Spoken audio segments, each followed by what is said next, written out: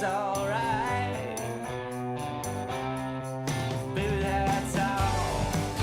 Ayla Brooke and the Soundmen getting us started on this Friday morning. It is April 9th. I am Ryan Jesperson. This is Real Talk. He is Samuel Brooks. I don't think I've ever seen an air tambourine before. There you have it. That was nice. There you have it. What did you think of my form? I mean, that's good tambourine form. As you know, an occasional fill-in percussionist myself. I know really? I know the tambourine form. You get the sound by hitting it against your other hand. Yeah. Right? So, Here's the thing. yeah. People might think that the tambourine is some sort of a joke.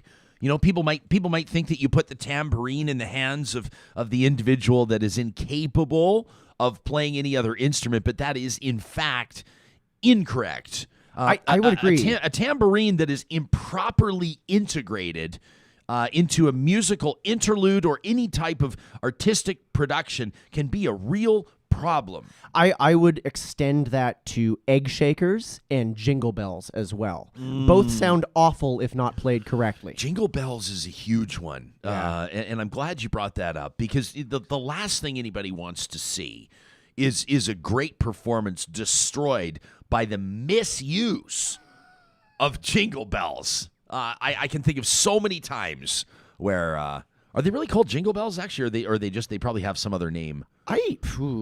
Our percussion-minded real talkers can maybe fill us in on that one. What do you call the one that you hold it in your hand and it almost looks like an exfoliator, but it has the steel balls? Oh yeah, I don't. Again, You know I that don't one know where the you- name of that instrument. Yeah. So Yeah. as a fill-in percussionist, Sam, did you have, like, for example, let's say in junior high band class? Yeah. Would you be hoping that would there be one that you would automatically go to on the table of supplemental percussion instruments? Was there one that you would gravitate toward? I mean, I rarely got to play this, but if you're gonna lay out like an orchestra's worth of like supplemental percussion instruments, the go-to favorite has to be the Vibraslap. the Vibraslap. That sounds like the name of a band. Yeah. Vibraslap. Or it sounds like one of those things that's like it's like it's not 4 payments, it's 4 easy payments of $29.95. 4 easy payments of $29.95, and the Vibraslap will take care of all that cottage cheese on your hamstrings. You know those types of hits. You know the ones I'm talking about. They show I know what and they're you're like ba, ba, ba, ba, ba. They have these like pounding, they have ba, ba, ba, ba, ba, ba, ba, ba, ba, and you only need to hold it up against your and ba, ba, ba, ba, ba, ba, ba, ba, and pretty soon the cottage cheese is gone. You know, with the Vibraslap, 4 easy payments of $29.99. I don't think I've ever described like muscle fatigue as cottage cheese I'm before. not talking about muscle fatigue. Oh. I'm talking about what's the actual word? It starts with a C. I can't think of it. It's like this is like grade 7 biology. Oh, Someone will get it in the live chat. Someone knows what we're talking about. Troy says that his inner band geek is loving this chat. Mark, meantime, is looking to start a debate. Mark puts it out there that Elton John's percussionist is incomparable. James is wondering why we have not made the cowbell reference yet. It's because it's too obvious. That is true. It would have been too obvious. If you would have called for more cowbell, everyone would have gone, blah, blah, and maybe even thrown in the trombone, let me tee you up. No, I'm trying to recreate something that happened impromptu, so it's going to be a total disaster. Sam, can you tell the group, I don't want to joke about Prince Philip has passed away, 99 years old, nice full life, that's great. Royal watchers will be mourning his loss today. Obviously, the Queen will be missing her lifetime partner. Why are you laughing? It's not funny. He died. It's not funny. I think I know what you're teeing me up for. That's why I'm laughing. So Fatima says, I can see from the conversation it's clearly Friday. Yeah. Yes, it is. And my mother-in-law, Deborah Skelton, is watching from beautiful Middle Lake, Saskatchewan, and she says, Rye, the instrument that you're looking for is called is it a cabasa or is it a cabasa? I think it's a cabasa. That sounds right. Yeah, she's a teacher, so she would know. Good morning, Middle Lake, Saskatchewan. I tasked you with something, Sam, for our award-winning news coverage that'll be coming up in about 25 minutes, and we'll be talking very briefly. We'll let you know what we've already let you know. Well, the entire world right now is talking about Prince Philip, 99 years of age, says the royal family, says the House of Windsor, passed away peacefully at Windsor Castle. and I asked you to line up an image of him, a photo of him. So those that are watching on YouTube, either now, live, or later, will be able to say, oh, yes, that's Prince Philip. That's who we're talking about. But we're actually running into some serious problems. So as one is apt to do when they're looking for editorial stock photos, I went to Getty Images, which is one of the best, repositories out there. And at the top, it's like royalty-free images, which I'm just like, okay, that's great. I don't have to pay for them. But I guess if they're royalty-free images, I'm not going to find any pictures of Prince Philip there. Yes! Yes! If it wasn't COVID, the studio audience would be going crazy right now. The studio audience would be going nuts. Mark B pointing out, hey, Prince Philip was a World War II veteran as well. That's right. This is not the title of he was second in command. That's not the official title. He was second in command of a destroyer with the British naval fleet. And obviously, a life of service. I was reading that he averaged 370 public events a year. Now, life would be pretty, let's say, life would be pretty good. As a white guy in the royal family, born into privilege, marries his third cousin, which is a little weird, but I digress. I'm not here to disrespect him. It's how the royals roll. It's how the royals roll. A life of privilege, but also there's a lot to it. And can you imagine? You're Prince Harry. All you're trying to do is mind your own business and go to a party dressed up as Adolf Hitler. You're just trying to mind your own business, and the next thing you know, of course, I'm being glib. But the eyes of the world, every single misstep, every single mistake is amplified to a degree that none of us could ever possibly understand. And I will say, I was reading this morning, it's estimated that he, for example, delivered more than 5,500 speeches over the course of his career, averaged 370 events a year. It would be exhausting. It truly is. Yes, it's a life of great privilege, unimaginable privilege, but also a life of service to people. You're called into it, and you sign up for it, and I would imagine it would be, on some days, probably quite difficult. Yeah, I think you're right, and it's like, I don't know. I'm constantly confused about how I feel about the royal family. I generally think they're unnecessary, but that's a whole other conversation. But you're right. It's, you're born into this position where you have no choice but to be a public figure for your life. Yeah. You can understand why Harry and Meghan wanted to leave that life. Like, it's every aspect of your being is controlled and curated, and you're expected to be on all the time and be this figurehead for the monarchy all the time and be this public figure that's around the world. That's a lot of pressure. It is a lot of pressure. Linda Ray helping us out. We have 6 conversations currently underway all at once. We're talking about junior high band. We're talking about the cottage cheese on our hamstrings, all of us, most of us, especially during COVID. And Linda Ray has helped us out. She says, Ryan, the word you're looking for is, of course, any last guesses, Sam? Of course, it's cellulite. Yes. Cellulite. I knew that because our first guest wrote it to me in the Zoom chat, and he actually guessed first. Is he here? Is he ready to go? He's here. He's ready to go. I've never met him before. I've never spoken with him before, and he's wondering, what in the hell is this show about? He's going to be thinking. Reverend Tyler Ho-Yin Sit, who's a rising progressive Christian voice. They're writing about him. They're writing about his New City Church in Minneapolis, in the Atlantic and in the New York Times, and he's under the impression that this is a serious show. So maybe we should get serious for a second, but we're also having a lot of fun. Trash talk today, let me tell you, is going to be out of control.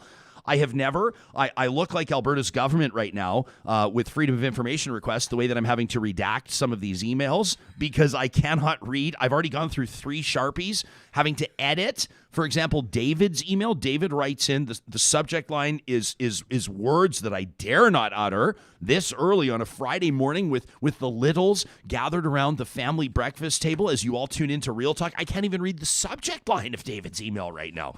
But don't worry, we'll give you the earmuffs warning a little later on. It's coming up in, approximately, we'll say, an hour and 20 minutes. Between now and then, we're going to talk about ongoing violence against people of color, especially Asian Americans. That's why Reverend Sit is joining us in just a moment. And then we're going to circle back on a story that's obviously been part of a national discussion on resource development, exploration, government consultation, policy. We're going to circle back on coal, and I'm very much looking forward to the roundtable that we've put together today. You've heard David Luff on the show before. He was one of the architects of Alberta's 1976 coal policy under former Premier Peter Lougheed. We're going to talk to Katie Morrison from CPAWS. She's their conservation director. Mandy Olsgaard is a toxicologist who's doing studies currently underway. She used to work for the Alberta Energy Regulator, so Mandy gets it. She'll be kind of, with respect to all the others, I would say Mandy right now is our insider on how the AER works, plus she's currently doing work on this. And we're also going to welcome wildly popular singer-songwriter Corb Lund, who's going to join us here on the show. I gave Corb the heads up. I could try to spin it as impromptu, but because so many of you were in touch with me, either via our email inbox at talk@ryanjesperson.com or on Twitter, you use the hashtag RealTalkRJ to catch our attention. So many of you said, would you mind asking Corb to maybe play a tune? So I gave him a heads up. I can't make any promises, but I did let Corb know that Real Talkers today have their hopes sky high. So I wouldn't rule anything out. I mean, Corb Lund, right now, as far as tunes played on Real Talk, he's batting 1,000. That's correct. We can say with confidence every time he appears on the show, he plays. Yes. Last time legitimately was impromptu. He Do I had remember no power? He was in his barn because he had no power. He had candles Yeah, burning I know. all around him. And he was joining us on his phone. The power was out. And he delivered, in my mind, in an intimate and interactive way. Remember that? That used to be such a great show. So Corb Lund's coming up, along with the rest of our Coal Real Talk Roundtable, and, of course, Trash Talk before we wrap things up and send you into the weekend. This conversation and today's show is proudly presented by the team at Bitcoin Well. I was just talking to their team yesterday. I'm super excited that a Real Talker, actually, I can't announce that. Yeah, can I announce it? I shouldn't announce it. It's not my news to announce. How about this? I won't say his name, but a Real Talker, an audience member that connected with Bitcoin Well through the show, just got hired there. How cool is that? Yesterday, a Real Talker is now joining the team. When I can say his name and talk about all the cool things he's going to do, then I will. But I love when these worlds collide. If you're trying to make sense of crypto, you know where to go. Check out the sponsors tab at ryanjesperson.com. Real Talk starts right now. Here's Ryan Jesperson.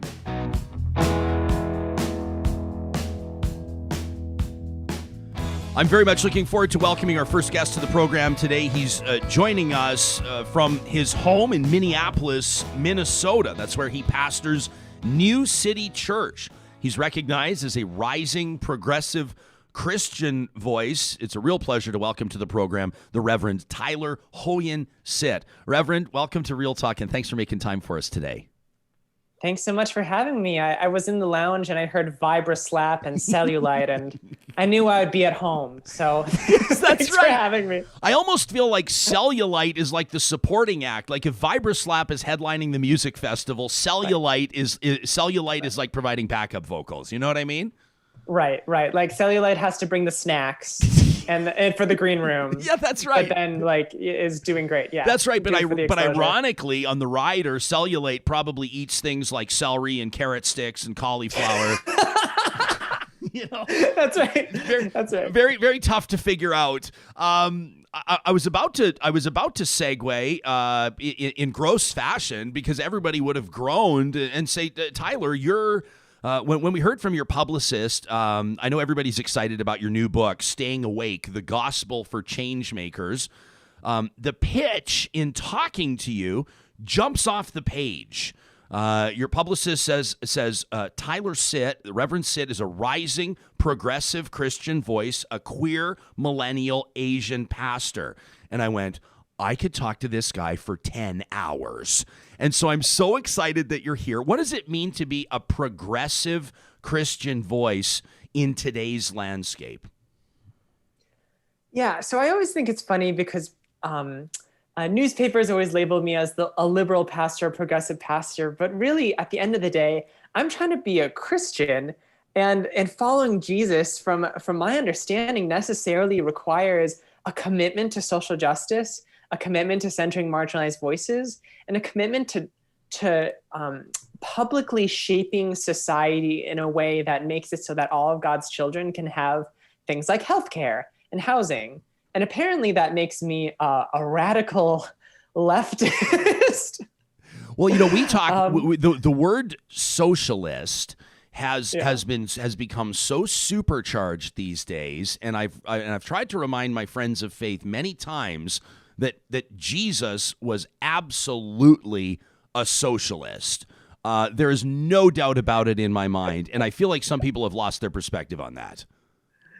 I mean, when we look at Acts 2, there's a clear reference to the early church selling all of their possessions and making sure that all the needs of the people who were poor were taken care of. So I mean, that happened before the label socialist existed. So that was just labeled followers of Jesus. So I think that like this concept of like we as a society are responsible for each other is something that predates even the concept of socialism, and the fact that we're kind of like siloing it into socialism, I think really speaks to the world that capitalism has created.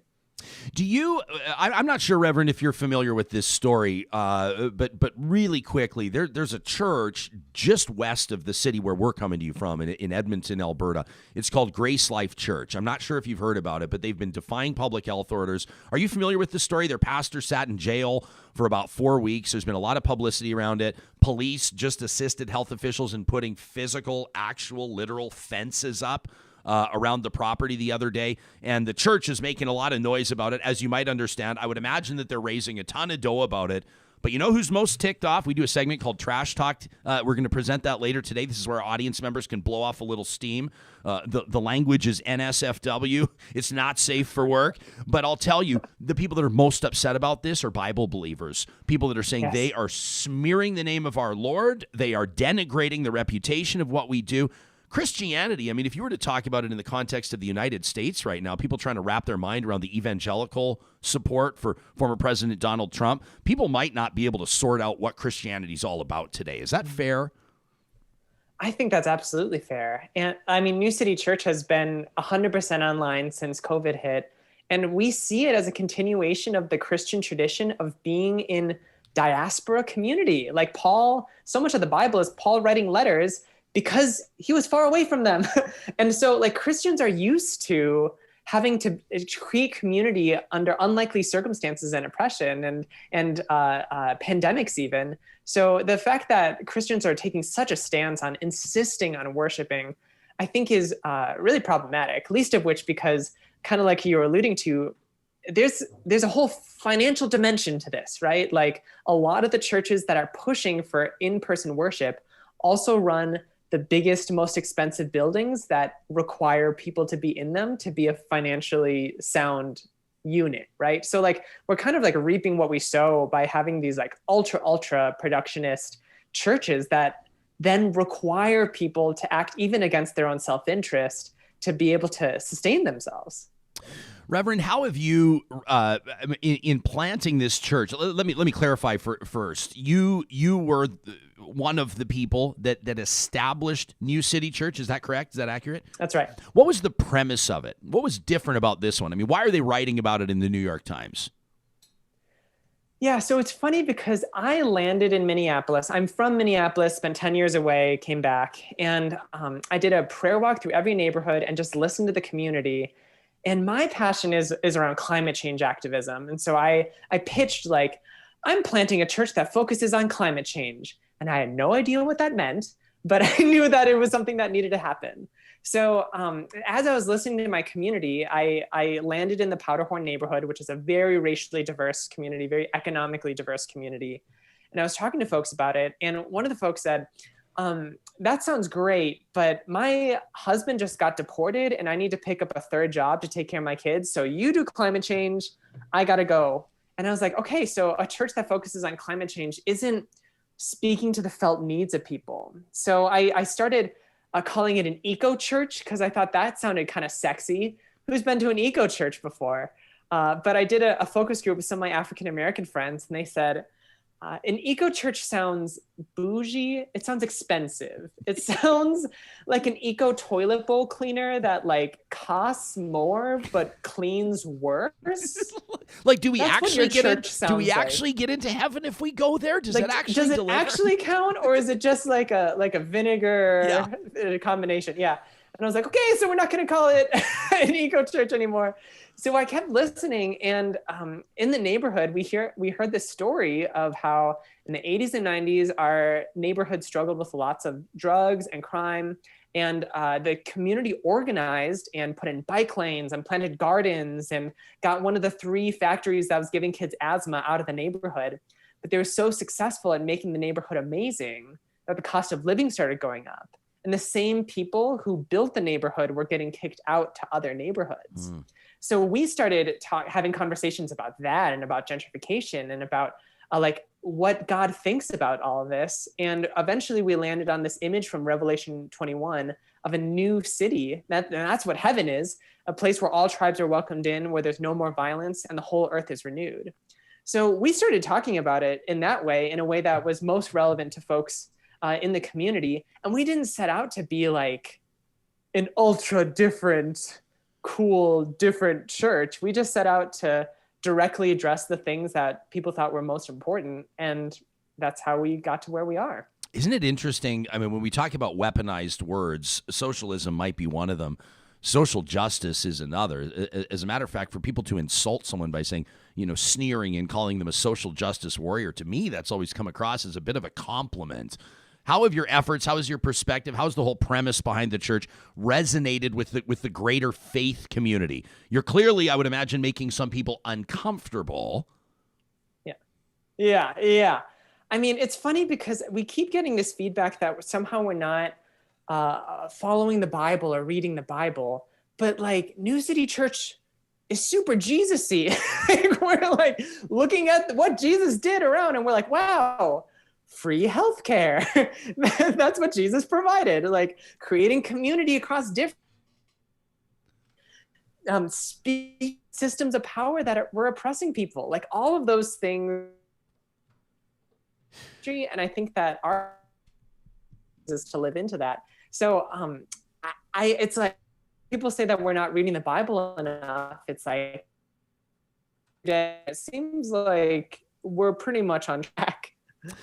Reverend, we're getting just a little bit of an interruption with your Wi-Fi, but I think we'll try to figure it out. We'll keep pressing forward because hopefully we can make this happen. But I may need to jump in if this continues. It was crystal clear for our first 15 minutes, so maybe everybody watching can say a quick prayer and see if the Wi-Fi can remain strong at all 5 bars for us.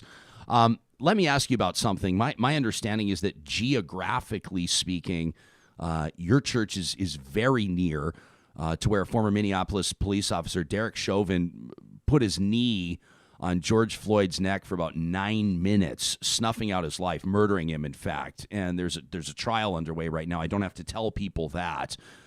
This was something that geographically and metaphorically, I would imagine, is very close to you. Yes. So 38th in Chicago, the intersection where that racist murder occurred, is walking distance from where New City Church meets. So this was very relevant to our community. During the uprising, we saw white supremacists come from all over the country, coming to break up our neighborhood, coming to set things on fire. We had neighbors find wood soaked in gasoline in the alley, Nazi swastika banners in the alley. Like we found all of these kind of like rising outward emergences of white supremacy in our society. And it's like, we always knew that was there, but I think that for a lot of folks, it was so upfront, so organized, and so militarized that it really shook us into a new understanding of what it means to live as an anti-racist church. So as the Chauvin case is going on, I mean, like even right now, we're hearing the testimonies from people. Those are folks who live in our neighborhood, who are neighbors, and who are experiencing levels and levels of trauma that we have to respond to. It's been really interesting to see conversations, including on this show, start talking about anti-racism in the sense that it's got to be a proactive, almost an aggressive or intentional perspective. In other words, it's not enough to be against racism or it's not enough to condemn racism, but you have to take positive action. You're a human being. You're a minister. You're also a man of Asian descent. and instances of hate crimes or of racist fuels attacks targeting Asian Americans, Canadians of Asian descent, in many cases tragic circumstances. Obviously, Atlanta and other women of Asian descent are experiencing acts of clear racism. What are you preaching to your church? What are you seeing? And what's your message on that to our audience? Yeah. So the second chapter of my book is called Centering Marginalized Voices. And I have the metaphor of, those like moving walkways at an airport? It's like racism is a moving walkway that's heading towards white supremacy. So it's not enough to just like stand still and say racism is bad, because you're still moving towards white supremacy. Like the only way that we can actually undo racism is to turn and to actively run against the current. Like that's what it means to be anti-racist in the United States, at least. And it's acknowledging that like, unless you are actively anti-racist, you are racist because you're moving with this current of racism in our society. How are you wrapping your mind around it personally? I mean, we have people that write letters to the show that say things like, I personally am nervous to go out. One woman wrote in and said, I would not take transit because of how I look or because of who I am, because it makes me nervous. I mean, just as a human being, what's your perspective, and has it changed? I mean, I don't know if people believe that all of a sudden the United States or Canada or the world is demonstrably different than it was a year ago or 5 years ago, or maybe it's been a flare-up, or maybe we're seeing more incidents, or maybe people are more emboldened. But how has it impacted your personal perspective? I mean, growing up, I've always known that I was seen as an other in Minnesota. I was always asked, so where are you from? Why is your dad so short? Your family talks funny. Like that was just kind of a pervasive part of who I am. But certainly in the past year, walking on the sidewalk is really scary. And I usually go for walks with my 6'2" boyfriend who's white and like kind of watches out for me. I definitely get a lot more looks, and I definitely notice people kind of relating to me, just physically seeing the shifting differently. Of course, I never want to like equate that with having a police officer kneel on my neck for 9 minutes. Like these are all different expressions of racism on different scales, but it absolutely impacts your whole understanding, because to be Asian in America means to be seen as a perpetual outsider. Like even if you were born here, no matter how long your family has been here, you're always seen as the newcomer, and that changes how you show up to the world. Can that change? Like, I don't want to be pessimistic. You get the odd, when you facilitate discussions on these types of things, you'll get the odd comment from someone that may say, I'm not a pessimist, I'm a realist, and based on what I see, whether we're talking about how Indigenous people have been treated in Canada and the United States, whether we're talking about America's complicated history, Black Americans and the plight there, and we could talk about defunding the police, or we could talk about poverty in communities, or we could talk about disproportionate effects of COVID-19 and the pandemic on people of color or people of poverty or marginalized populations. We could go on and on and on, and some people will say, based on what I've seen, this isn't going to change. This is human nature. It's part of our reality. Do you think it's possible to see meaningful change, and do you think you could see it in your lifetime? I think that's why it's so important that I have a faith practice, because I'm rooting myself in kind of a lineage of wisdom that goes older than, like Christianity is older than America. Like Jesus was around before whiteness even existed. So knowing that I can be grounded in something that is pre the racist systems that we're living in gives me a lot of hope.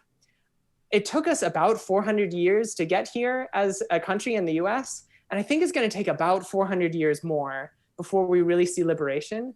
But the point of being in social justice, the point of activism is never to like stick the landing and then be completely done.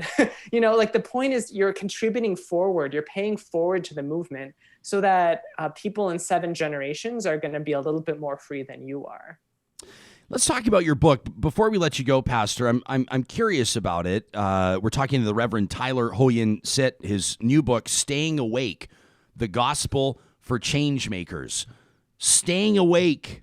I immediately start to feel guilty. I think of my teenage years in church where I had actually perfected, it was actually, I was quite proud of it at the time. If I interlocked my fingers and hooked my thumbs behind my earlobes, I could appear to be in prayer, but my head would be locked in position so I could doze off for 10 or 15 minutes at a time, and everyone would think I was the most pious and spiritually focused member of the congregation. In fact, I was catching up on my sleep. What does staying awake mean? Yeah, so I think that when I hear that story as a pastor, it's like, okay, so maybe there's some mentors who could have shown you how to not fall asleep in church. But also that tells me that the church wasn't speaking about something that is so relevant to you that you were on the edge of your seat listening to it. That's very and I true. think that like a lot of what staying awake as a Christian means is actively looking at the things that are freaking people out the most and then making sense of how God and Jesus relates to that. So the whole premise of staying awake is staying awake to who is being crucified in our society and where is God resurrecting in our society? Like, where is their hope and new life, but also where is their deep oppression? And unless Christians can keep their eyes open to all of those dynamics, then we're not actually following Jesus. Reverend Tyler Ho-Yin Sit is the pastor of a New City Church in Minneapolis. His new book, Staying Awake, The Gospel for Change Makers, officially out just 3 days ago. Congratulations on that. Thank you so much for making time for us. Let me read you a couple, before we thank you for your time, Reverend. I love, we've got people that are tuned in live. A lot of people are going to check this out later when our podcast goes out. But the feedback here, some pretty interesting comments. Like, I saw this one from one of our listeners, Kaylin, who says, I'll tell you what. She says, I'm an atheist. I'm trying to find her comment. It was a great one. She said, I'm an atheist, but I think that if more churches spoke with this kind of language and showed these types of values, young people would be way less likely to be turned off by faith communities. To me, that's a pretty huge compliment. Whoa. Yeah, Kaylin. Check out New City Church. We're online. Thanks, Reverend. I think that's really true, though. And I think that I appreciate the atheists in my life who hold me accountable to really speaking to what's most important. So thank you for having me on here. This has been a pleasure. Well, the pleasure's been all ours, Reverend. Thank you so much, and look forward to talking to you again.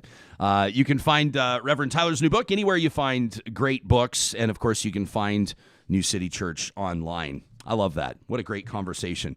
This is a good time to remind you that we're keeping an eye on our hashtag right now. That's Real Talk RJ. If you want to chime in live with regards to the conversations we're having on the show, or maybe later in the day, you want to grab our attention about something, you want to ask myself, or sometimes even people reach out to Sam with questions about the production of the show or your thoughts and your theories on things, the Real Talk RJ hashtag is powered by Park Power.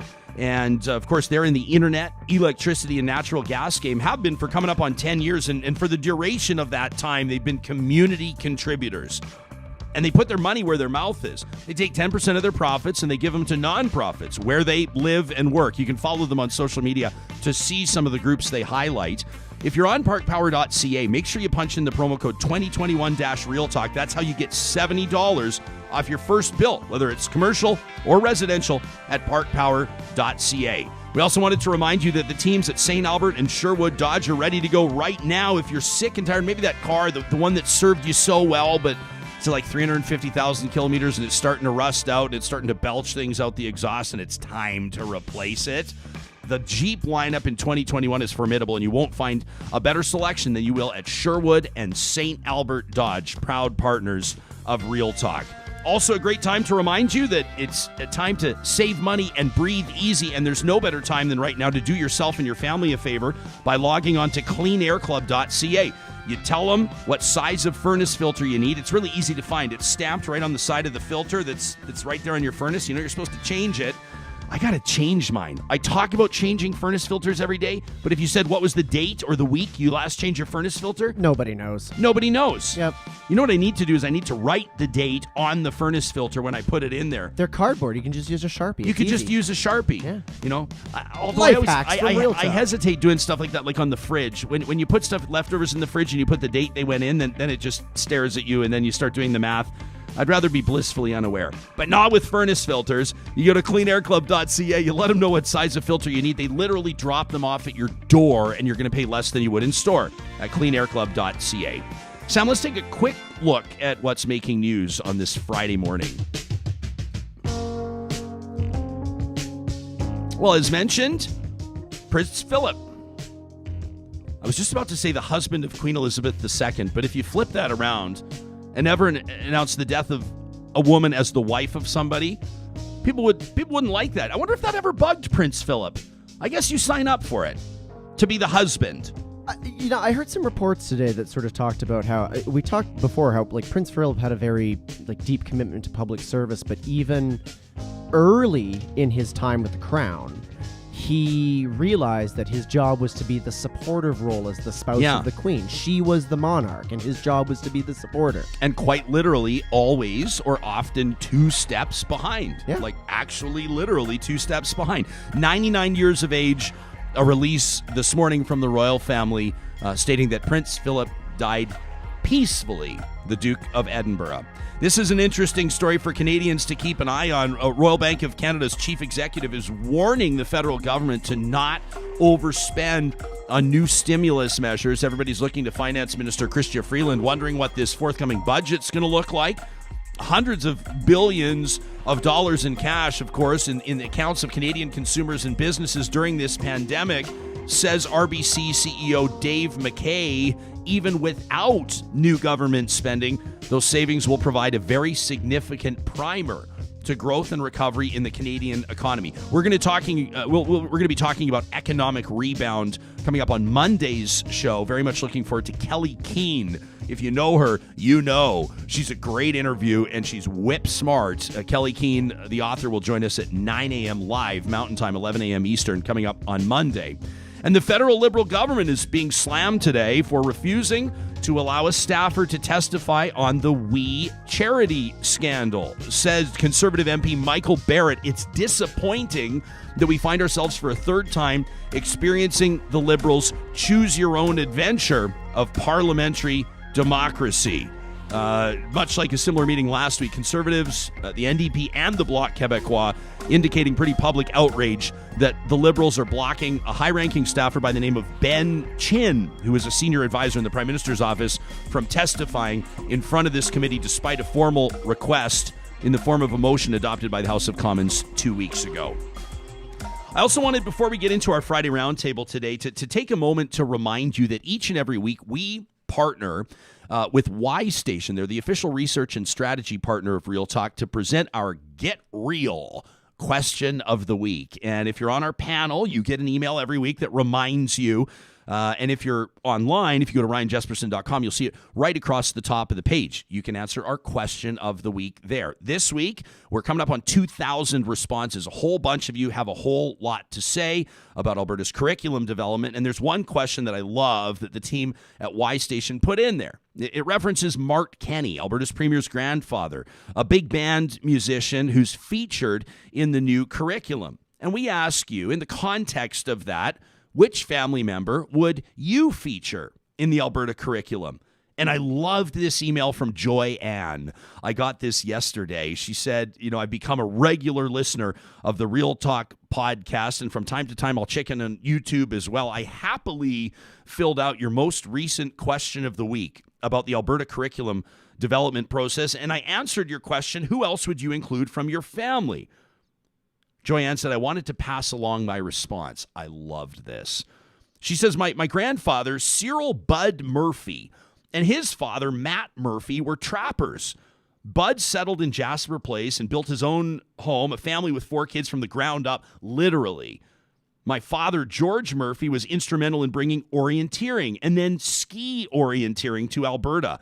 He also worked for Edmonton Leisure Services. He was the first to integrate what were then called handicapped day camps into so-called regular day camps. And later in his career, he helped bring about multiple indoor soccer facilities.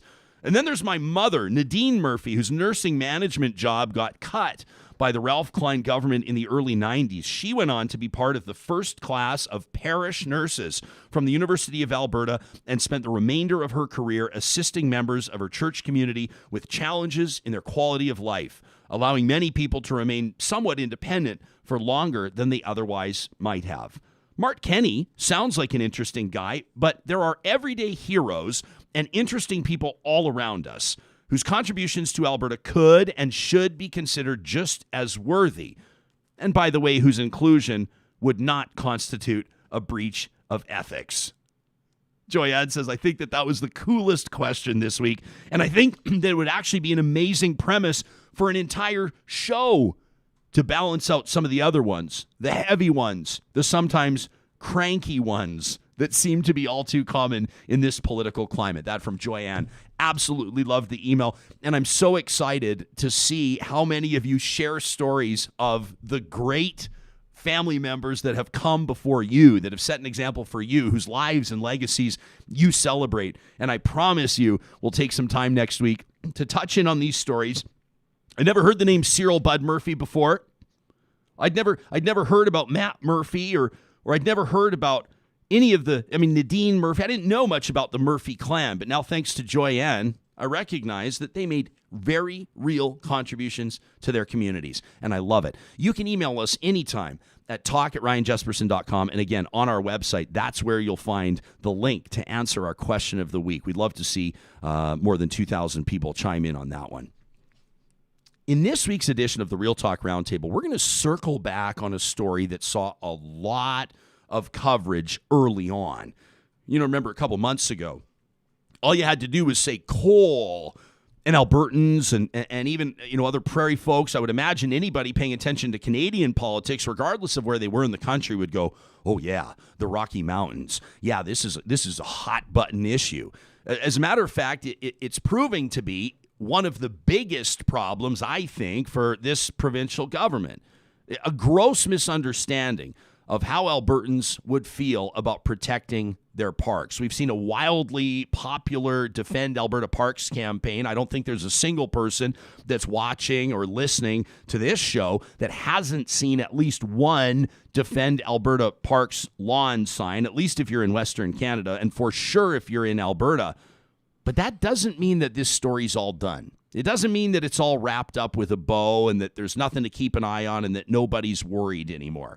So we thought maybe we'd dedicate the next 45 minutes or so to getting a clear understanding of what we still need to be talking about. And it's a pleasure to welcome back to the program three friends of the show. You saw David Luff on the show before. David has done a ton of work on this file, including working as one of the individuals to put together the original Alberta coal policy back in 1976. Katie Morrison is Conservation Director for CPAWS in Southern Alberta, the Canadian Parks and Wilderness Society, and a good friend of this show. Katie's helping us make sense of a number of different files impacting Alberta's environment at that intersection of the environment and politics.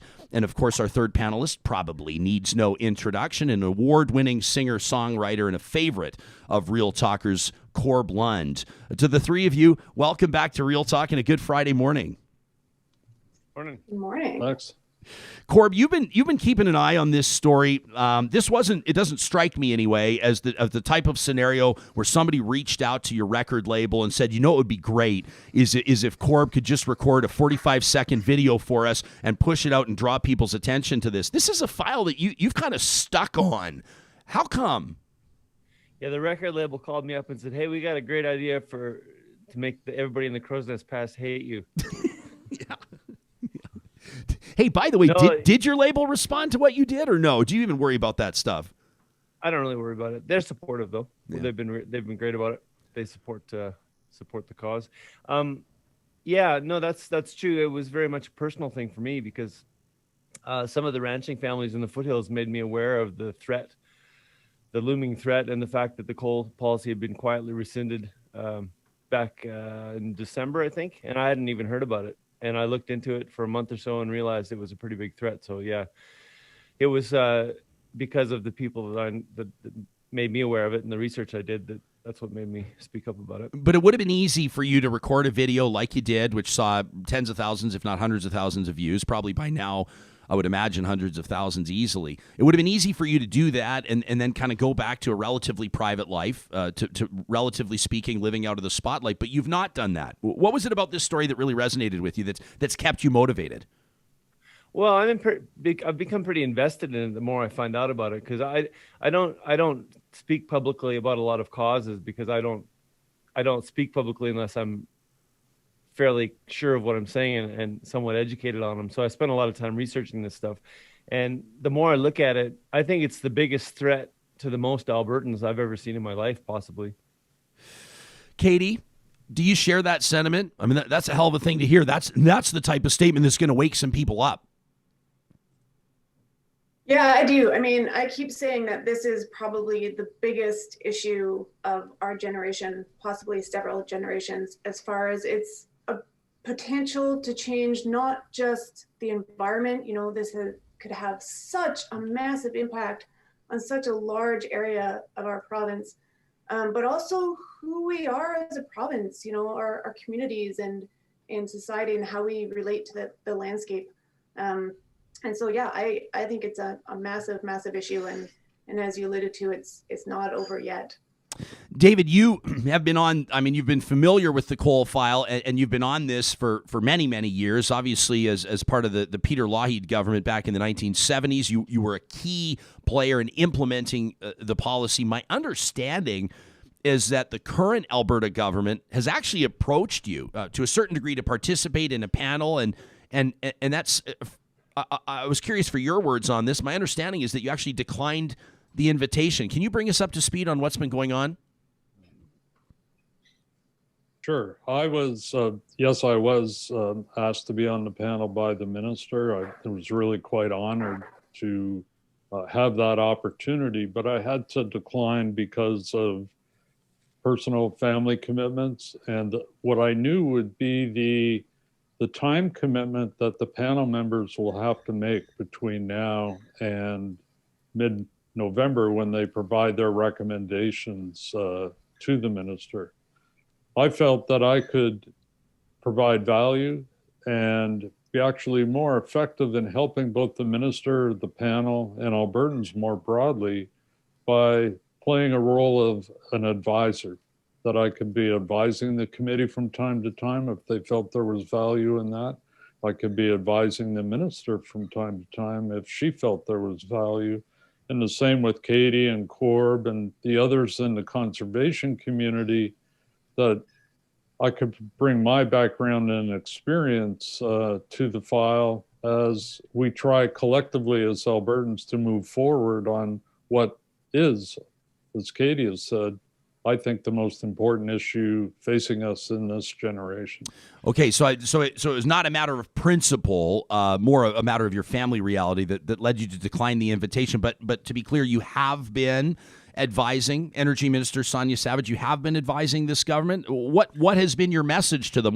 What's the key point that you've asked them to focus on as they attempt, I think, to regain the trust of Albertans on this file? There's a very real trust issue right now. There is a very real trust issue. And one of the things I've advised the minister on and recommended to the minister, which she delivered, which was a panel that would be independent of government. And in her announcement of the panel last week, she indicated clearly, and the chair of the panel, Ron Wallace, indicated clearly that the panel would be independent of government and would bring forward recommendations to the government in the mid-November timeframe. Some of the advice that I provided the minister didn't come through. I would have liked to have seen a panel that was larger than the one that we have. I would have liked to have seen a panel that had representation both from the environmental community and from the ranching and agriculture communities. It's somewhat ironic that the lack of consultation by the government when it rescinded the coal policy was really brought to all of our attention by the ranching community. And we shouldn't lose sight of that. So in some cases, the advice that I provided has been acted on, and in other cases, for reasons known to the minister, she hasn't acted on them. But it's important, I think it's important for all of us to think back on when Corb and I were on your show with Laura Lang back in mid-January. We've come a long, long way in 2 months. Back then, the coal policy was rescinded. There was basically a free-for-all in the eastern slopes as it related to coal.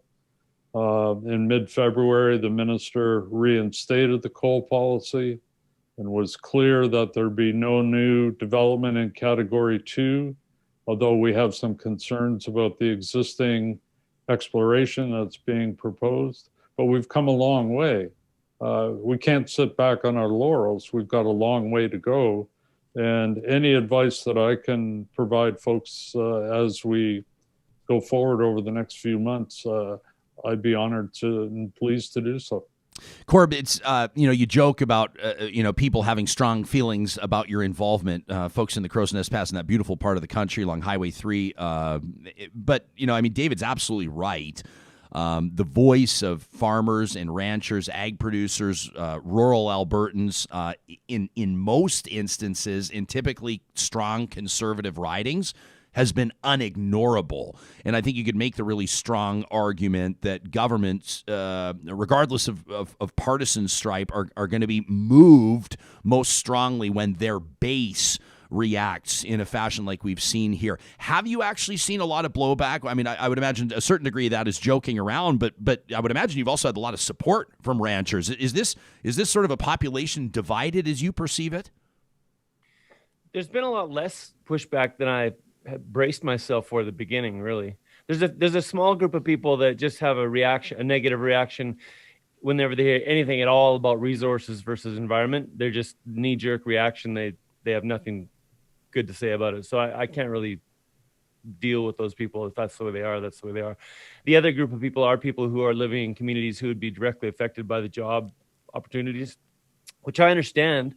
But all of these things, well, everything in life, you have to look at the pluses and the minuses on the grand balance sheet. And I just can't see how, I totally understand jobs are important, but a few hundred jobs per mine doesn't add up to the potential costs in other economic areas, and also, most importantly, the huge costs that could be incurred if there's some environmental impacts down the road for decades to come, right? Yeah. The main point I wanted to make today is, if you don't mind, Ryan, is that this thing is far from over, and the government has done a couple things that have made a lot of people think that the issue has been resolved, and it hasn't. Like, they did reinstate the coal policy, and they did start up this consultation process, but this thing is not at all over, and it's more urgent than ever, because now's the time that we really have to get the attention of the government, because if the coal mines once get in that area, it's going to be really, really hard to get them out.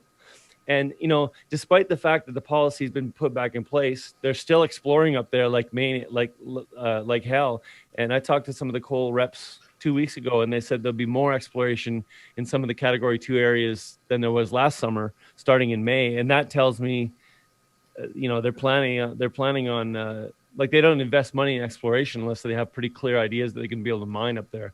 So I don't have a lot of faith that the government shut them down, despite the policy being back in place. And as far as the consultation goes, Dave and I agree on just about everything, but he's way more polite than I am. I think there's been a pattern of disingenuous communication about this whole issue right from the beginning, and I don't have a whole lot of trust in this. I mean, I'm hopefully optimistic, but I'm very cautious about how independent this is going to end up being, and how how much of a non-prejudged outcome this is going to lead us to. The good thing about the consultation is there's a survey out right now on the alberta.ca website that everybody needs to take, because it closes in 2 weeks, I think, on the 19th. And the survey itself, I'm not impressed by. And we don't know if this is a preliminary survey or if it's the main survey, because as usual, the government isn't telling us much. But the one good thing about it that we all need to react to is that there's 3 or 4, it's multiple choice, but there's 3 or 4 spots on it that are open where you can put in your own comments. So we need everybody in Alberta to blast the government with their thoughts. If they think water should be involved in this thing, in the examination of the issues, which it isn't at this point, if they think that exploration should be stopped, if they think there shouldn't be mining in the eastern slopes at all those things should be entered into the survey and sent into the government as soon as possible. Yeah, I've talked to some pollsters about this survey, Corb, and quite frankly, a lot of people think it's bullshit because you've taken it, right? Like, it kind of has the tone. I mean, it doesn't actually say this, but it kind of takes the tone of like, how affected are you by this? how much do you actually know about this? And if you don't know much about this, then fuck off. Like, that's kind of the tone that the survey takes. Polling is all about how you frame the questions. I actually have a high school buddy who's a professional pollster too, and what he told me when I talked to him about it was that if it's only meant as a preliminary testing the waters thing, and there's many more surveys to come, it might be sort of adequate. But if this is anything like the main survey, it's bullshit. Yeah. And as usual, we don't know because the government hasn't told us much. So I don't put a lot of stock in it myself. Okay. But like I said, the silver lining is there are 3 or 4 open spots in it where you can add your own thoughts. And despite the fact that we don't put a lot of faith in it, we must take the opportunity to express our thoughts about this to the government ASAP. Well, I've been in public commentary for 15 years, and I've never, we asked for it. We invited people to CC us, to talk at RyanJesperson.com, to emails to the provincial government, to their MLAs, ministers, and to the premier. And I've never seen anything like it. I haven't seen anything like it in 15 years. People are fired up, and it's from every corner of the province. It's from people from different political affiliations. It's remarkable. It's troubling, and it's also encouraging. Katie, do you share David's optimism? I'm pigeonholing everybody here. Do you share David's optimism? Do you share Corb's cynicism when it comes to the consultation process and government messaging and maybe a predetermined outcome of this survey? Where do you land on it? Yeah, I think I fall in the middle between Corb and David. And so like Corb, I was really frustrated by the survey. And not necessarily by the panel itself, although I agree with David that the panel is lacking expertise in certain areas. But when the panel came out, or when they announced the panel, they released no terms of reference, no scope. We actually don't know how independent the panel is, what their mandate is, how wide they're allowed to consult with us, whether, as Corb says, it's about water, or is it just about how and where we do coal development. And when you look at the survey really is about, if we regulate this enough, are you going to be okay with it? And I think that's the wrong frame. I think we really need to push this frame to, the big picture of this landscape, and not start with how we do coal mining, but what are the values of this landscape to Albertans? Is it water, fish and wildlife? Is it recreation? Is it other economic industries that are using this same landscape? And then decide if coal has a place. Speaking of polls, right before the consultation was released, we actually commissioned a poll through Leger, which is a major marketing and polling firm, and that poll said that 76% of Albertans want more protection on the eastern slopes versus more industrial development, and about 2/3 of those who were aware of the coal issue did not want any coal mining at all, or exploration for that matter. So I think they're starting with the wrong questions, and I'm really hoping that can turn around. So there's the optimism. I'm hoping that we can turn that around through really pushing back on this survey. Real Talkers are chiming in right now live as they're watching this interview, this panel. And Gina says the survey is skewed and biased. You've got to read the questions very carefully. You've got to answer very carefully. Emma says the first question, to what extent does coal mining impact you? And then all caps, it affects all of us, which I think Emma's bang on there. But I don't blame people for being cynical about this. This isn't the only issue that the government's been caught on, right? There was no talk on the campaign about taking pensions and moving them around and commandeering them, and there was no talk about putting $1 billion into a doomed pipeline, and there was no talk about an Alberta police force, and the curriculum overhaul has demolished any remaining good faith that I think a lot of people had in the government. So, David, people, everyday folks like us, people that don't have 50 years of experience like you do, people that didn't sit in the premier's office with Peter Lougheed and hammer out policy, want to know more. We want to understand what's most important here. We need to understand the priorities, but we recognize that politicians can be slippery and the process can be slippery. You know exactly what I'm talking about, and they can talk around us and they can gaslight us and they can make us feel like we don't know what we're talking about, so we shouldn't be talking. So what's the most important thing for the thousands of people that are going to watch or listen to this interview to focus on? What's the ball that we need to keep our eye on? The immediate ball right now is what both Katie and Corb have talked about, is fill out the survey. Even though you may have concerns with the survey and the way it's structured, this is our opportunity as Albertans to provide the panel with our perspective. Some of the questions are just question and answer where you can just check off things, but in those boxes where there's an opportunity to provide detailed input, I encourage every Albertan to do that. My understanding is this survey is not the consultation process. This is to provide information to the panel to help the panel design the consultation process, which will begin sometime later this month or early next month. So I would caution people that, yes, the survey is not perfect, but let's use this opportunity to get our voices heard about what we would like to see the panel address and ideas about what that process might look like. The other aspect I would say is coming back to the minister. Minister Savage is the only minister of the Crown who has admitted publicly that the government made a mistake when it rescinded the coal policy. And she's the only government minister who has said that she wants to fix it. From our perspective, is her process perfect in trying to fix it? No. But it's a heck of a lot better than something that might be led by Jason Nixon or the Premier. And so let's work with what we have. Let's try to improve it, provide our best recommendations about where it needs to be improved and how it needs to be improved, and not lose sight of, and for government folks, it's important, it's about the lack of trust. Trust is lost in an instant.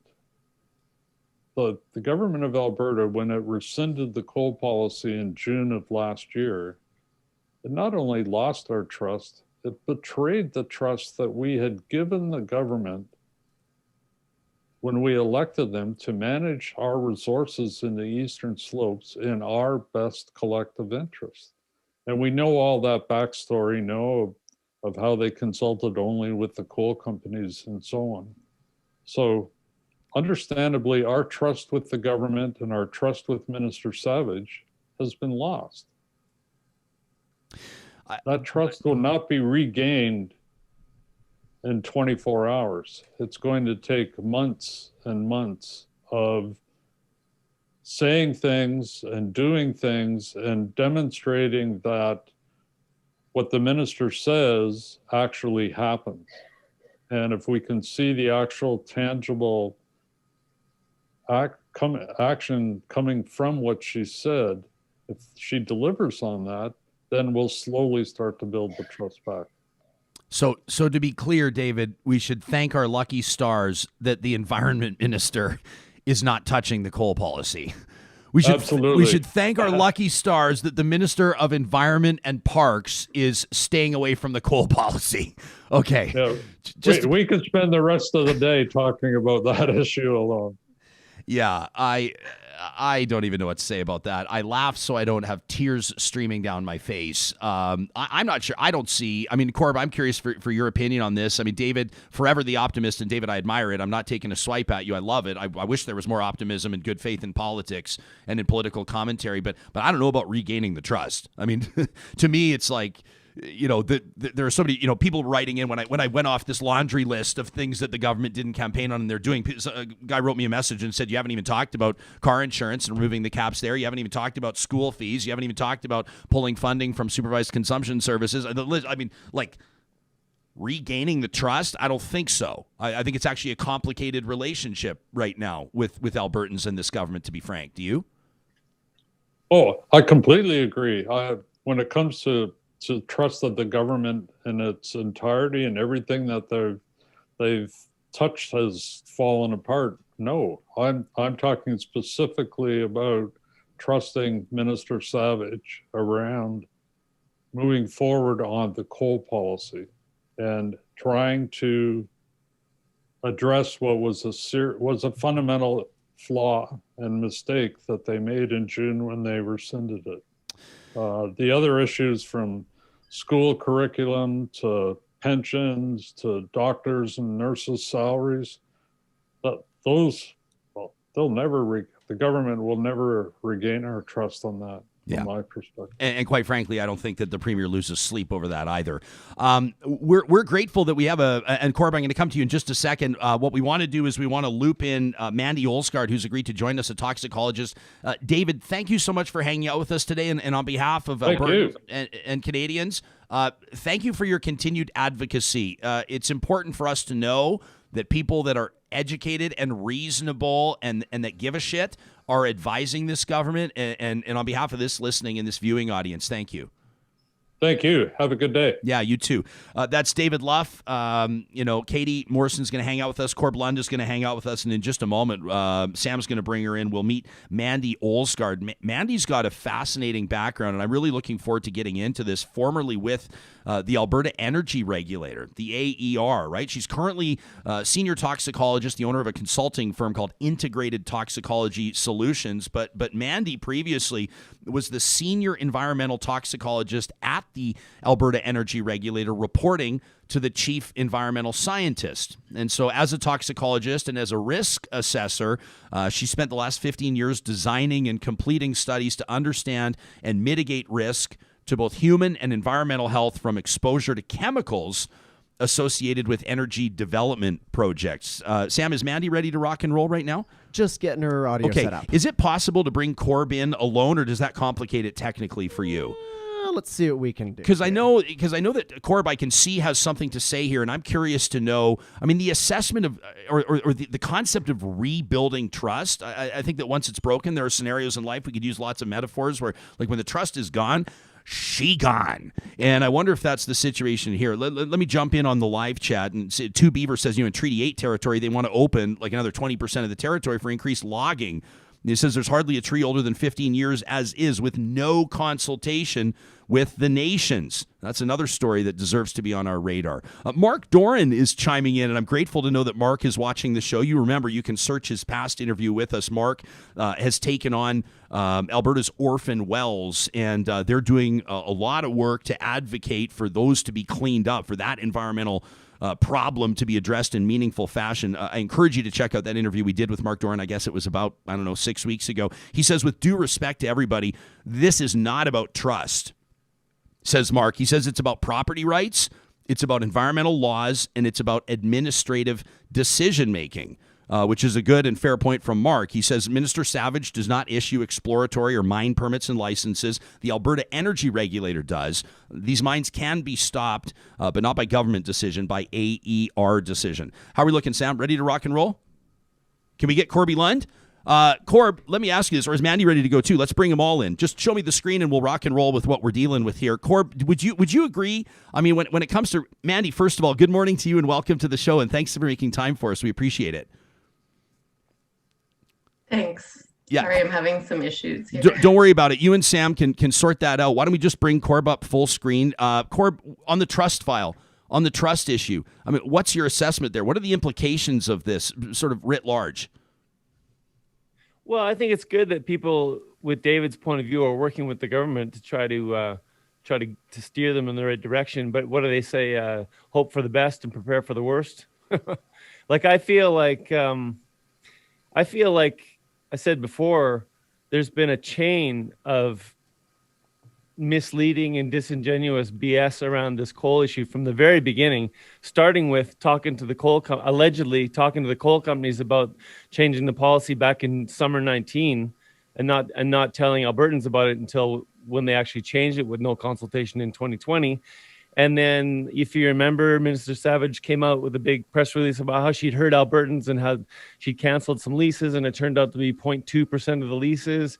It just seems like, and even the Premier himself trying to paint this issue as an urban versus rural thing, which is very, very deeply wrong. Everybody that I've talked to initially about this was a rural person. And it seems like at every opportunity, instead of trying to, actually address the problem, what they do is they try to come up with another transparent juvenile gambit to try to fool us, and it just pisses everybody off, right? And I've said this a million times, nothing to do with parties. I don't like any of the political parties. I'm party neutral, but in this case, it happens to be these guys pulling this stuff, so I'm going to speak about it. Yeah, fair enough. Mandy, I want to officially welcome you to the show. You come at this from such an interesting angle, having done a lot of work with Alberta's energy regulator, now working as a toxicologist on this file. Can you help us understand the role that you were doing previously with the AER and how that impacts your perspective now on the work that you're doing as we speak? Mandy, can you hear me? No, sorry, I can't hear the Okay, question. Sam, let's sort of put that one on the shelf, and we can figure that out later. You let me know if we're ready to rock and roll on that. Katie, this is, I mean, David asserts to us, and David says that we've gained a lot of ground on this, on the file. You know, we've made some progress. I can't remember what his exact words were, but he said, you know, we've gained some ground here. Have there been some wins? I mean, aside from the initial flare up that forced this government to say, we'll tap the brakes here. I mean, all I've seen messages from people, and I don't have the knowledge or depth of understanding to process it all, but most people are saying even this is trickery. There's so much stuff still going on. People are writing on our live chat right now that they're seeing access roads being cleared right now as we speak. I mean, what's the reality of what is still going on right now?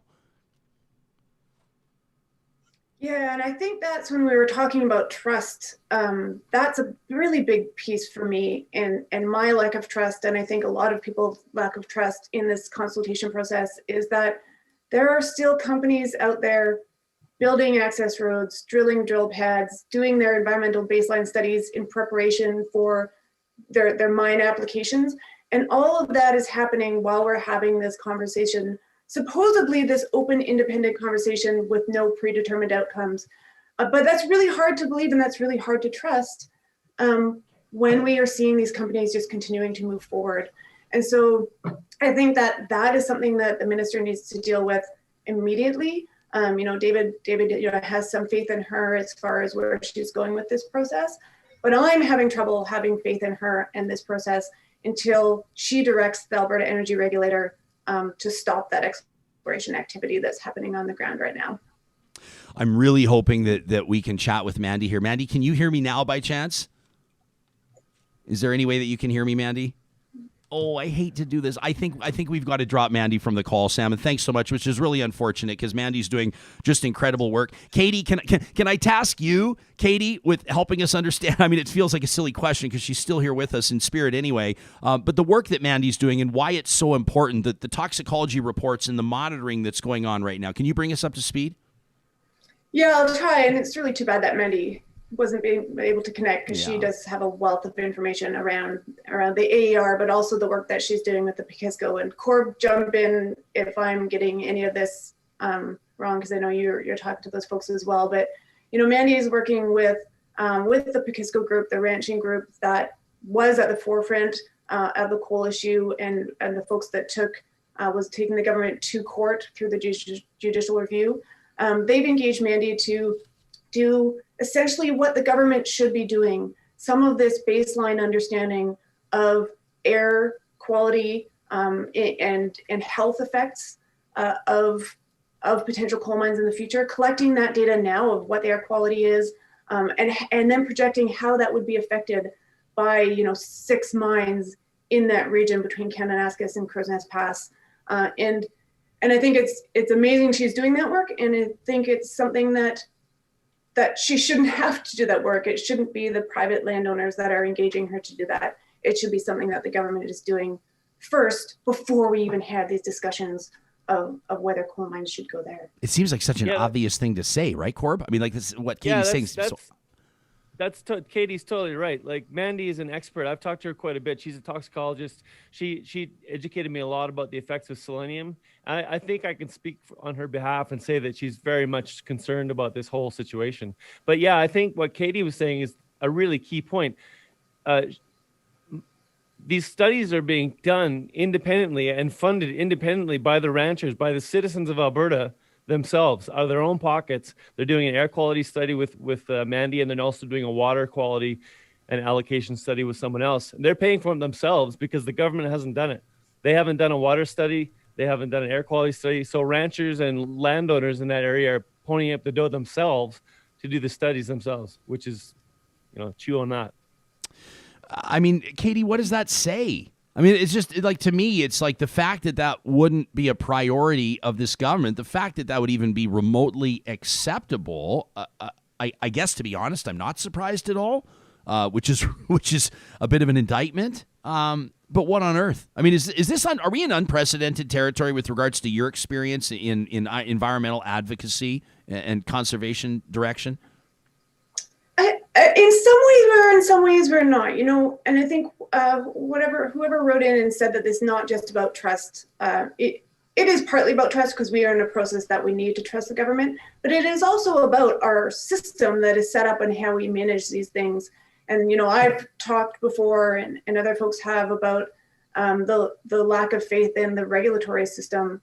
And that is what the government is purporting to rely on as the fallback. When they rescinded the coal policy, they said, we don't need the coal policy anymore because we have this strict regulatory program. We have the best monitoring in the world. We have the strongest environmental regulations.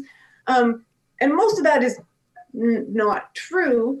But it also means when we see things like this, where we just don't have the air quality studies, they're not doing the monitoring at the baseline. We've seen a few times, up in the rivers in sort of northern Alberta, where they're seeing high selenium levels from mines that just, it went under the radar.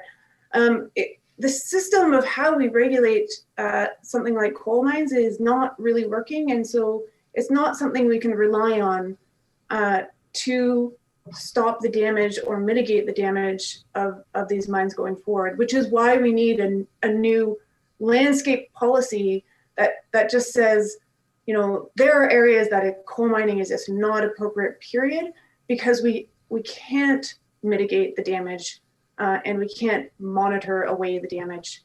And I think that's sort of the study that she's doing is symptomatic of that. I'm curious for both of your take on this. I would have loved to ask Mandy about it, but it was about a year ago that this government brought in Lori Pusher as the new CEO of the Alberta Energy Regulator. And in a great piece by Jenny Russell and Charles Rusnell, who do a great job as investigative journalists at the CBC, they write how the new Alberta Energy Regulator CEO, this was last April, was a central figure in a scandal in Saskatchewan. The newly appointed chief executive officer, a central figure in a Saskatchewan government land deal scandal that cost taxpayers millions of dollars, was the subject of a scathing audit and prompted an RCMP investigation. Can people trust the AER? I mean, Corb, what's your sense? I'm not educated on that particular issue, Ryan, but I don't really trust them, no. In general, I mean, not as people. I mean, I don't know them by name, but I just don't think leaving something this critical to a regulatory board, which, they're human and they might be subject to influence or subject to industry capture or subject to all kinds of things. I just don't think it's safe or prudent to leave these huge decisions just to the regulatory board without an overarching policy to govern that. And Katie, this is what I want to say. Like when we have like real talk about situations like this, the real talk is that the average person that you'd stop on the street or stop on a hiking trail and say, tell me what you know about the Alberta Energy Regulator. Tell me the name of one person that works there. Tell me what they do. Tell me how they're appointed. Tell me their involvement in resource. Honestly, I'm not saying this in an insulting way. The fact is the average person has no idea. Yeah, I mean, that's not something that people are sitting around doing, is looking at the Alberta Energy Regulator and how they work. And I think that's another piece of the issue that, one of the ways that we've found as we've been engaging in these pieces, how hard it is for the public to engage with the Alberta Energy Regulator on these issues. As we've been dealing with all the exploration and those are being approved very quickly through the Alberta Energy Regulator with what we believe is not very good oversight. We've been trying to engage, and it is a massive process to find the information, to be able to put your concerns in, When your concerns are in, only very few select people who are considered directly affected are really allowed to engage, or that they're really heard on these issues, and even then not really. So when we talk about, public engagement as well, and we're in this new consultation process, we also really can't rely on the regulator for public engagement. We really need to be engaging in this public consultation process on the policy, because we don't want to, nor is it very easy to engage project by project and each exploration and each water withdrawal and all of that. It's really complicated and not something the public can or wants to be engaged on. Marie on our live chat says, Mandy, the toxicologist Mandy Olsgaard, is working with the Livingstone Landowners Group on this research. Marie says, please direct Real Talkers to our concert series, which they're using to raise funds to support that research. So en masse, I would encourage all of you to check out the Livingstone Landowners Group and do what you can to support their concert series. I mean, the comments here are remarkable, right? I mean, Daniel chimes in. It's anecdotal, but he says, I had a lot of premature calves one year, and he says, and I had the vet check them out, like with regards to an autopsy, and he says, I still suspect poor air quality. Ken says the nuts and bolts people at the energy regulator do good work. Ken says the issue is how their work is directed at the political level. They're directed off or away from monitoring and reporting if it doesn't serve donor interest. Mark follows up on that. He says they stopped doing monitoring in many places due to the pandemic this year. We talked about that story months ago. He says they can have all the high standards they want, but without monitoring, it's absolutely useless. And Scott says, I absolutely hate this conversation. I'm thankful for it, but it's ridiculous that we need to have it. He says this government seems to stand for nothing but corporations, and it sickens me. I'm sure, Katie, that you would rather talk about expanding parkland and hiking trails and some of your favorite trout fishing lakes. What's the last year or so, what's the last 6 months been like for you and for the team at CPAWS? I mean, the volunteer outpouring, I should say how proud I was last night to recognize and celebrate CPAWS volunteers at your Volunteer Appreciation Night, and it meant a lot to speak to them and to address them and to tell them, I wish I could have looked into their eyes, but to tell them how grateful I am for the service. You've certainly seen an uptick in interest and in support, but I would imagine it's been exhausting. Yeah, it is double-edged sword. It has been exhausting. Between the parks issue and the coal issue, neither of which I ever thought I would ever have to deal with, and I don't think Albertans ever thought they would have to deal with. The last year has been really, really hard. But at the same time, as you mentioned, the massive outpouring and engagement of Albertans on both of those issues has been really inspiring. I think it's been inspiring to me, but I think Albertans are inspiring each other on these things, how they're getting engaged and how they're finding their own voices and really speaking out and making change. David mentioned at the beginning, we do have to look at how far we've come on this. When the government rescinded the coal policy last May, and it took a long time, I think, for various reasons, pandemic being one of them, for people to really hear and understand what was going on. But once they have, it's really just grown bigger than anything I've ever seen. And we're forcing the government to do things. I don't think we've got them where we want them yet. But the fact that they keep reacting to us as Albertans, I think that's a really inspiring thing. Yeah, I agree. Like the trust issue aside, I mean, that's a lofty goal.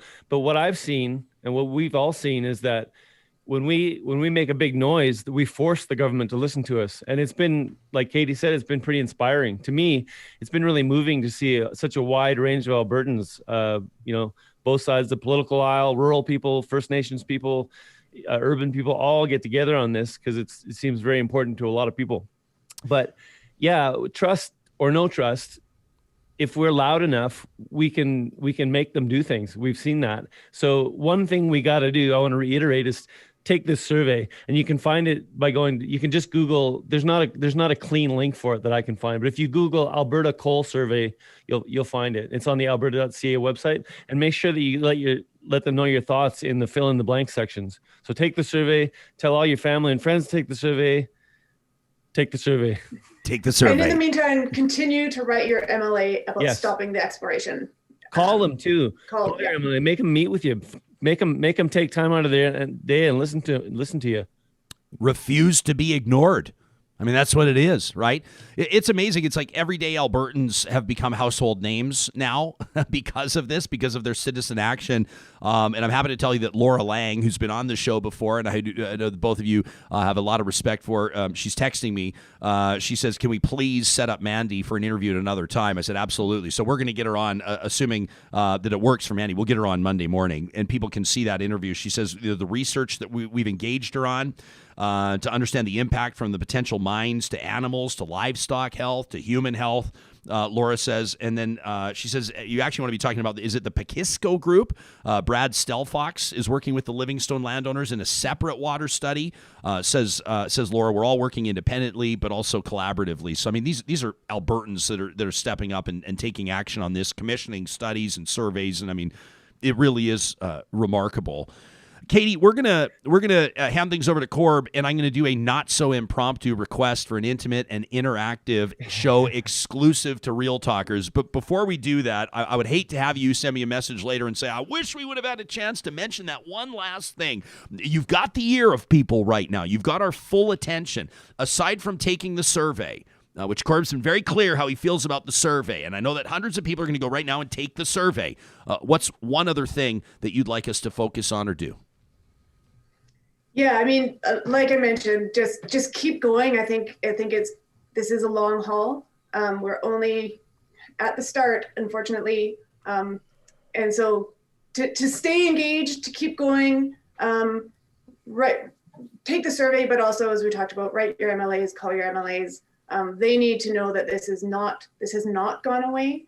That we're still paying attention, and that we're still watching, and we're going to hold them accountable.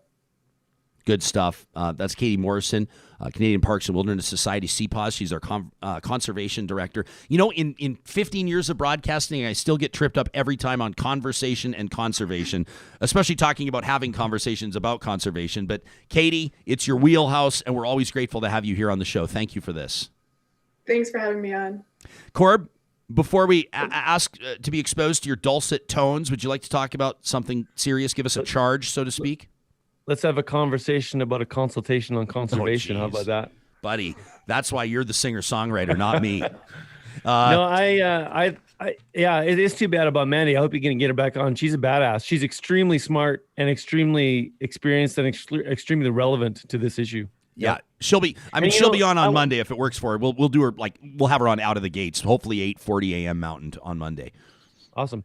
Yeah, it's funny because one of the things I hear, social media is a swamp, but one of the things I hear is, if you're not a conservation expert, or if you're not a policy expert, or if you're not a, toxicologist, shut up and play guitar. Well, these people are, and they do a lot of work and they don't get any credit, because all I am in this situation is a loudspeaker, really. But people like Katie and David and Mandy and Brad Stelfox and Laura and all those people have been working behind the scenes to keep this in the public eye. And it's hard because the government has an advantage because they do this stuff day in, day out. We all have lives to live and jobs to do. So it's difficult for people like us to keep the water boiling on this issue, because the government can drag it out. And what they do, I'm trying to stay positive, but what it seems like the government does is they'll say, oh, okay, we'll restore the policy. All done. Okay, we'll have a consultation. All done. Okay, we'll cancel the leases. All done. And these are just red herrings in a lot of cases that they throw out to keep the public calm, right? But like Katie said, we have to keep our eye on the long game here, because this is going to be a long grind, and they have deep pockets, and it's really important, because if they once get in there, the Rockies are never going to be the same. So this is the goal line stand. This is the time to do it. That's well said, Corb. I want to give you time to get your guitar. Let me break for just 2 seconds and remind our listening audience that the team at Friesen Brothers has been proudly supporting Alberta producers. I mean, we're talking about ranchers and farmers right now. Friesen Brothers, for more than 60 years, has been proudly Alberta grown and Alberta owned. And that means from Alberta honey to Alberta milled flour and their famous sourdough bread, to Alberta beef and pork and chicken and turkey, to Alberta produce whenever they can get it. You'll find a selection like you won't find anywhere else at Friesen Brothers. I recommend the sourdough cinnamon buns. I dare you to tell me they're not the best you've ever had. Friesen Brothers' 15th Alberta location now open in South Edmonton, just off the Anthony Henday at Rabbit Hill Road. We also wanted to remind you that the team at Kubi Energy handles all the paperwork and the planning if you're considering going more sustainable on the energy front. Have you looked into solar for your residence, maybe for your recreation property? What about for your business or maybe even your big industrial operation? They do it all, headquartered out of Edmonton with an office in Kamloops as well. It means that they can serve Western Canadians with their Tesla certified installers. And as mentioned, they handle all the paperwork to make sure you get every rebate that you're entitled to. Also wanted to give a big shout out to the team at Eden Landscaping today. What an exciting time of year for them. They get to start digging into the projects that they've been designing for their clients and their partners through the winter months. That's a big part of dealing with Eden Landscaping. You don't have to hire a landscape architect, then hire somebody else to build it. You have consistency with their team that's been at it for more than 20 years.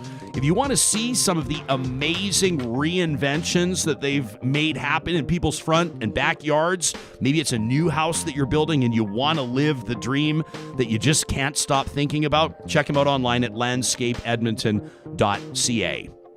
Well, he is one of Canada's most beloved singer-songwriters, to say the very least. I remember the first time I ever heard him perform as the lead singer of The Smalls. Of course, he's gone on since then to release, Corb, is it 9 or 10 records? 9 albums, right? I don't know. Yeah, I think it's 9. Off the top of my head, I think it's 9. I know at least 3 of them are gold, and you're a great friend to this show. It's a total pleasure to hand it over to Corb Lund. Thanks. I was actually the bass player in The Smalls. Mike Caldwell was the singer. But you had a mic in front of you. Yeah, I was the backup singer. Yeah. Well, thanks for having me. Yeah, this is kind of last minute, but one thing we didn't touch on a whole bunch is that First Nations folks are going to be affected by this stuff as much as anybody, and there's supposed to be a consultation with them too, and we're not sure how that's going. But this is a song for the Blackfoot folks. I got a cousin named Terry Ivans who's a Blackfoot playwright. This is for him too.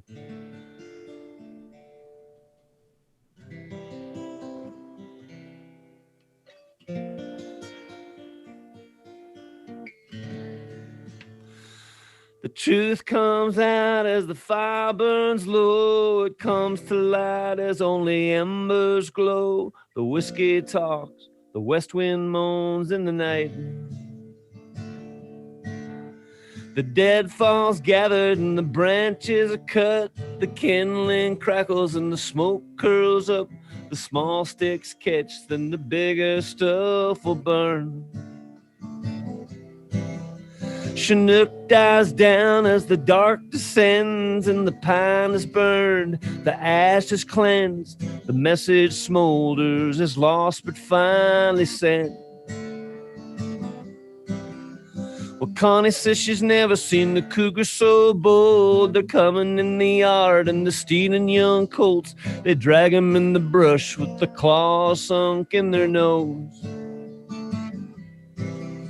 The weather's been funny 30 years or so. The winter's got warm and there's not as much snow. Hear the big cats coming 'cause there's nowhere left to go. You gotta look out for bear when you're fishing on Leash Creek. They'll come round the bend and they'll make your knees weak. There's grizzlies where there was no grizzly bears before.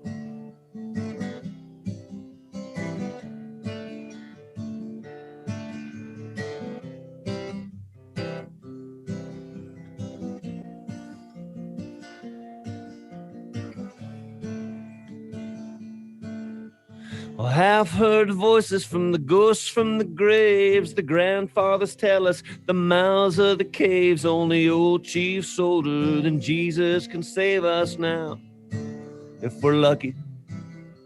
The white man lights a big fire, stays cold. The red man's warmer, but the old man's old. The antelope seeks the buffalo in the night.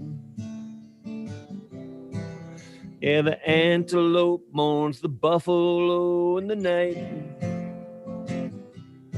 You gotta look out for bear when you're fishing on Lee's Creek. They'll come round the bend and they'll make your knees weak. There's grizzlies where there was no grizzly bears before. The truth comes out as the fire burns low. It comes to light as only embers glow. Antelope seeks the buffalo in the night.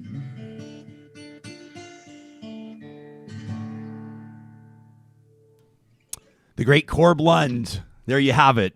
You can check out his deluxe album, Agricultural Tragic, at corblund.com. Give him a follow on Twitter and take the survey. Take the survey. Hey, Corb, it's great to connect with you again, my man. Thanks for making this happen. Yeah, you bet. Thanks, Ron. Take care. You bet. That's Corb Lund. And I promise you, Real Talkers, the minute that we can get Mandy Olsgaard on the show, we're going to. I'm hoping that that's going to be Monday at 8:40. But to be fair to Mandy, I've not talked to her team yet. I have no idea if that time slot's going to work for her. But we will get her on early next week, let's say. And, of course, we confirm that. You can always find more about the guests that are coming up on the show in one of two ways. You can follow me on Twitter at Ryan Jesperson. My wife tells me, and she's right, that I do a very lousy job on Instagram. I'm not great at Instagram, Sam, and Sam is acknowledging that I could do better. I'm actually laughing because I'm also not great at Instagram lately. But maybe lately yeah. Your Instagram game is strong. I like when you're on it. So I've learned that I think I kind of have capacity for like one dominant social media, and for years I was mostly just working as a photographer, videographer, so I would be on Instagram constantly. And then when I started doing this show, I've been on Twitter a lot more, and Instagram's kind of fallen off the radar. So if I'm learning anything about myself, it's that one always takes over all the other ones. That's a fair assessment. And if I were able to spread my time out better, I'd be better at Facebook and I'd be better at Instagram. But I spend so much damn time on Twitter, I can't stay up. It's what do you want? It's the hashtag Real Talk RJ. We have the best problem in the world, which is as an independent digital media startup, we have an engaged audience that refuses to be ignored. That might have to be our first billboard. Refuse to be ignored. I like it. We have like a new slogan every single day. It's true. We do. We could have a rotating. We'd be like those stores that have the great signs out front where they change them from time to time. With something to make you smile or something to make you laugh. Oftentimes like you get like the clever pastor at the church that's going to have some we need a play Real on Talk words. marquee? We do need a marquee, and I already know where you're trying to steer this.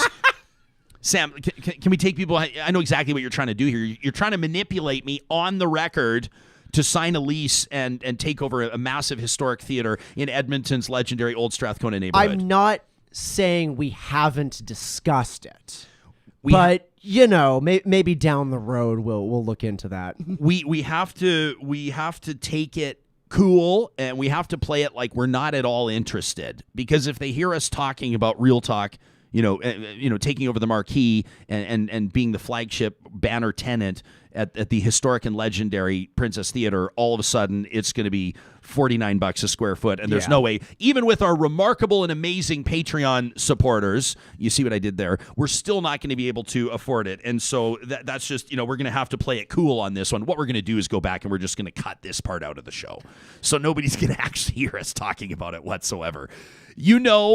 That there's a little something coming up. We're going to get you all kinds of riled up. I'm still trying to make a decision on the fly whether or not I can read David's email, because it is so... we've never...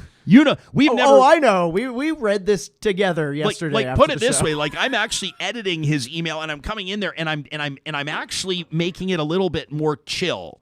I'm chilling his email out a little bit and substituting in words like jerk and pig, because the words that David, I don't think I can actually say it in front of a microphone. I think if we might get kicked off YouTube. We might get kicked off. We might just get kicked off the internet. Yeah. If we read this, before I do that, before we get into, I'm going to have to make this judgment call on the fly, and I'm not going to read what they're saying in the live chat right now, because I know you're going to be like, jump, do it, jump, do it, read it. The team at Grand Dog Essentials, Hard Swerve, wants you to look into their quality raw dog food. Let me tell you this. We feed our dogs their quality raw food. In other words, I feed this food to our family members, Moses and Monroe. And I was a customer of Grand Dog way before they came on board with Real Talk. So what I'm saying is I personally believe in the product. And I've seen what it's done for the health of our dogs. Moses, our soon-to-be 9-year-old boxer, has had issues with his guts ever since he was a puppy. Same with Monroe, as a matter of fact, our black lab. Both of them are living incredible, healthy lives, and they look incredible. Just check out my award-winning Instagram account if you'd like to see photos of our dogs. But seriously, it's because of what they're eating. It's because we consult with the team at granddog.ca, and they've given us some pretty specific advice that has paid off in spades. Plus, they deliver to Calgary, Edmonton, and Central Alberta. If you use the promo code REALTALK at granddog.ca, they're going to knock 10% off your first order. We also wanted to remind you that this is a great weekend to go grab a dipped cone, to go grab a dilly bar, hell, to grab an entire ice cream cake and eat it however you like, including just with a fork and no plate. Eat it right off the platter with an ice cream cake from Dairy Queen of Northwest Edmonton and Sherwood Park. They've got 6 locations, proudly locally owned by Michael and Mark, and they love when you let them know in the drive-thru or even on your delivery app with a note that you're a real talker. We thank them for their support. Todd's Mechanical. This is the number I want you to write down. You know, like everybody has that number written down in the junk drawer. It's like on a Post-it note or it's written on a piece of scrap paper. This is the number you call when all hell breaks loose. When all of a sudden there's water coming through your light fixtures, when there's a major plumbing or mechanical problem that you need fixed right meow, Todd's Mechanical is the call you want to make. The number you want to write down so you're not scrambling in the moment is 780-499-7598. The unofficial slogan, Todd's Mechanical. Call right meow at 780-499-7598. I don't even know if Todd likes cats. I mean, Todd might be a dog guy going, can you please refrain? We could say Todd's Mechanical is like the catnip of mechanical providers. You'll go crazy at his low prices and great quality. I'm trying too hard and I'm aware of it.